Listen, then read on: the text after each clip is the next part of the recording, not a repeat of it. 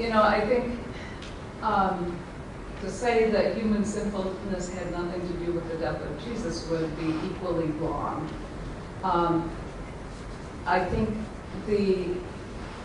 one of the ways that has been helpful for me to think about the relationship between the death of Jesus and forgiveness of sins is that, especially in Matthew's Gospel, you'll see it right from the very opening chapter, where Matthew 1:21 says that he will be called Jesus because he will forgive our sins and save us from our sins. But then what we see all through the Gospel is it's not the one act of dying on the cross that is the act that saves us from our sins or that forgives our sins. It is an entire lifelong journey of forgiving and forgiving and forgiving and forgiving, teaching others how to forgive, showing others how to forgive, enacting forgiveness over and over and over. Like the disciples say, oh, how much longer are you going to, how many times are you going to make us do this?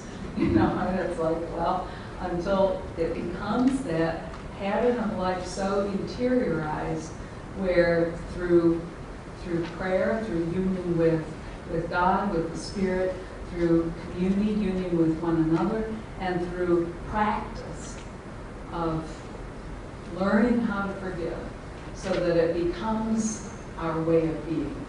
And I think Jesus spent his whole life doing that, teaching us to pray, forgive us our sins as we forgive those, and showing and telling parables about what happens if you don't forgive. And so for example, in Matthew 18, that servant who is forgiven a great debt and then turns around and isn't forgiving, and then it ends with a very scary line at the end saying, so will your heavenly Father do to you if you do not forgive from your heart. I think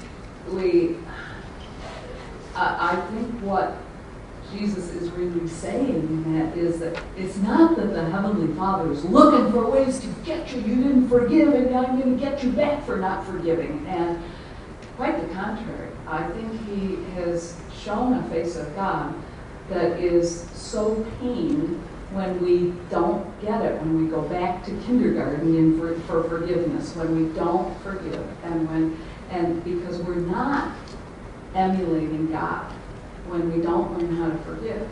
And if we refuse to learn how to do it, we're making our own, we are deciding how we are going to be on into eternity. God isn't going to just flip a switch and then it's all forgiven. And Jesus doesn't take it all on himself for me and say, there, I did it for you. Now go out and sin all you want because I did it for you. And it'll all be forgiven. No, his pattern of life, all through his life, is he's teaching every single step of the way how to be the presence of God's mercy and God's forgiveness. And if we refuse to learn how to do that, if we refuse to receive the mercy, the love, the forgiveness that's extended to us every step of the way, we refuse to let our hearts be molded into that way of being, then we're making our decision about what's the end result going to be. We won't have the capacity for what God is offering. But at the same time, God never gives up. So there's chance after chance after chance after chance. Unlike the parable, there's another chance. There's another chance.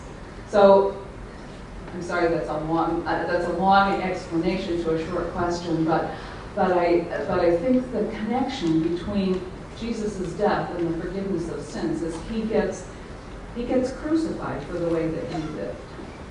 And part of what he was trying to do in the way that he lived is to show us how to receive God's love and mercy and forgiveness, and then how to enact that, how to pass it forward, if you will.